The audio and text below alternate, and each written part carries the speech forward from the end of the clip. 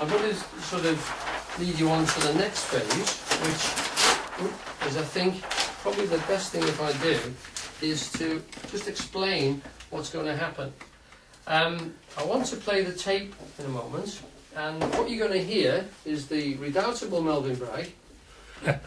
And isn't he an absolute marvel? Here he's actually getting stuck in with a group of cosmologists.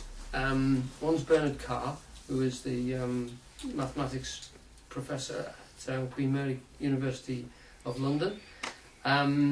There's a reader, the girl, I've forgotten her name at the moment, is a reader in cosmology, and the other guy is a research physicist, I think.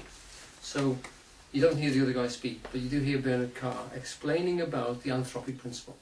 Now, anthropic principle is, I think anthropic means man-shaped.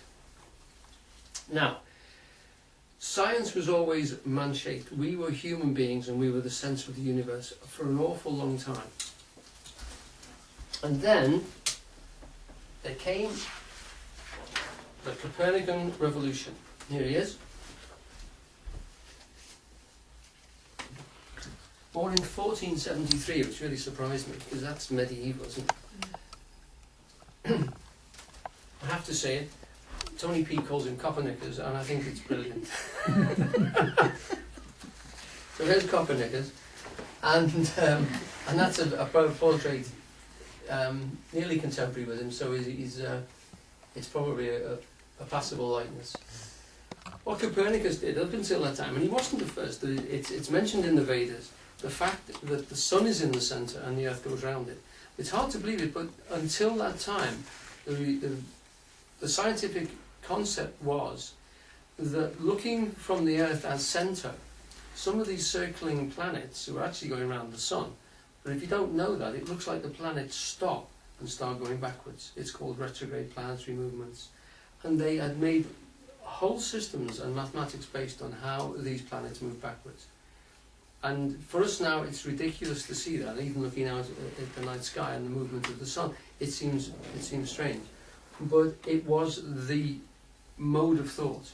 Now, there were older systems, and there were several Greek guys who said, no, it's not like that, it's like this. But usually there was an authority above them that said, no, you cannot make the earth move.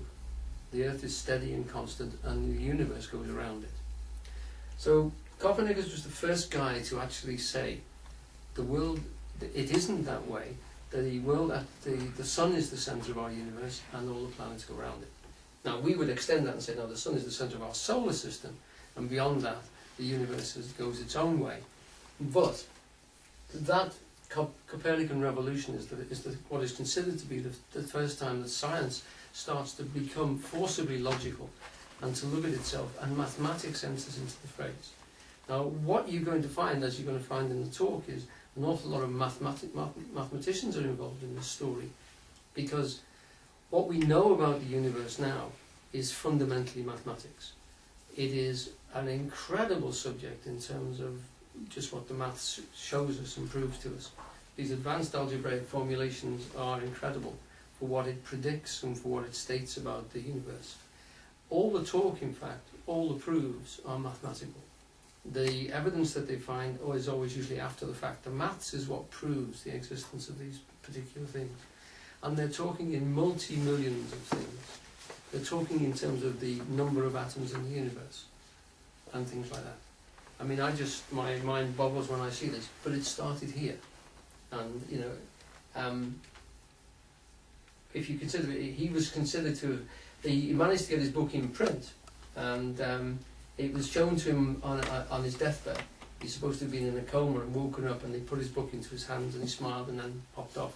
So we could actually take sort of the 1540 as the time that this idea went out. And it wasn't a great revolution, it spread very slowly, but then people were starting to develop telescopes. They could start to look at the planets and the stars. They could observe what these fellows were talking about. Okay?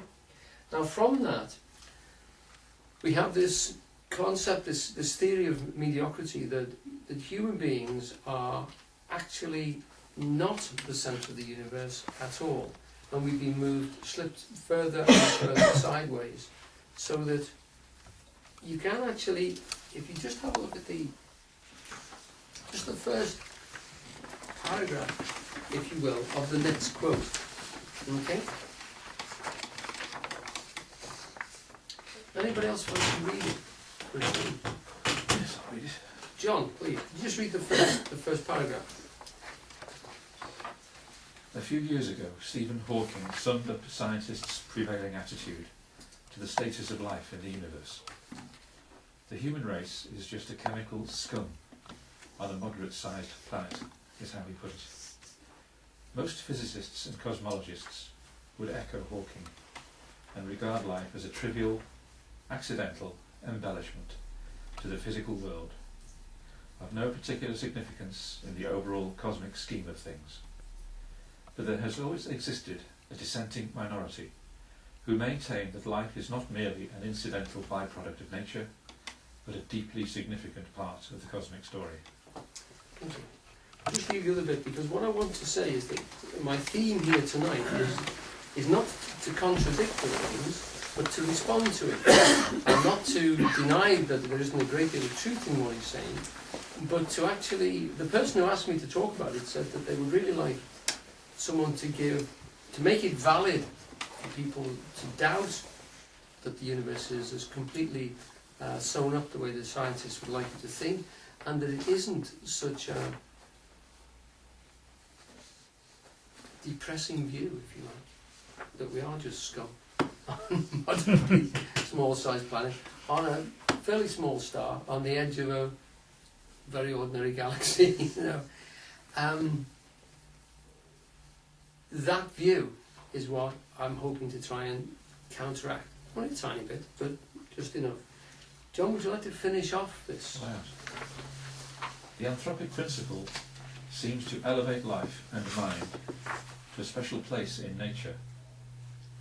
However, in the form in which I have been discussing it so far, as a passive selection mechanism in a multiverse, it is no more than a necessary statistical procedure, usually referred to as the weak anthropic principle.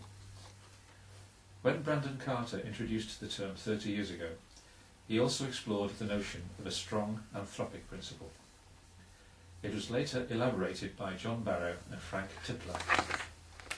Roughly speaking, the strong version of the principle asserts that the universe must be such as to give rise to observers at some stage in its development.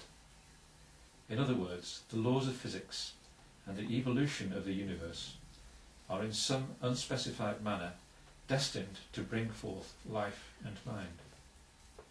The strong anthropic principle does not forbid a multiplicity of universes, but it stipulates that universes without life and observers don't exist. In this way, life in general, and conscious beings in particular, are treated as an active selection mechanism. Right. Beautifully read. Thank you.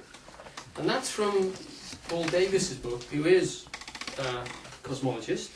Has got many discoveries to his name, and many great papers and books out.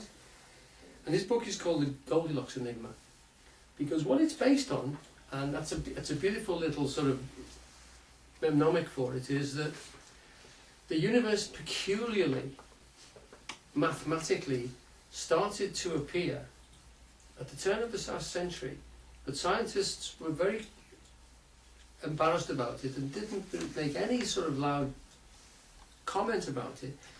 It started to look as if it was rigged. There are some things in the universe which are classed as constants, coupling constants, and they are so specifically right for life, and they don't have to be. There's vast variability allowed, but always they seem to be just right for life. Tiny things that could have easily gone wrong, and the maths is quite amazing.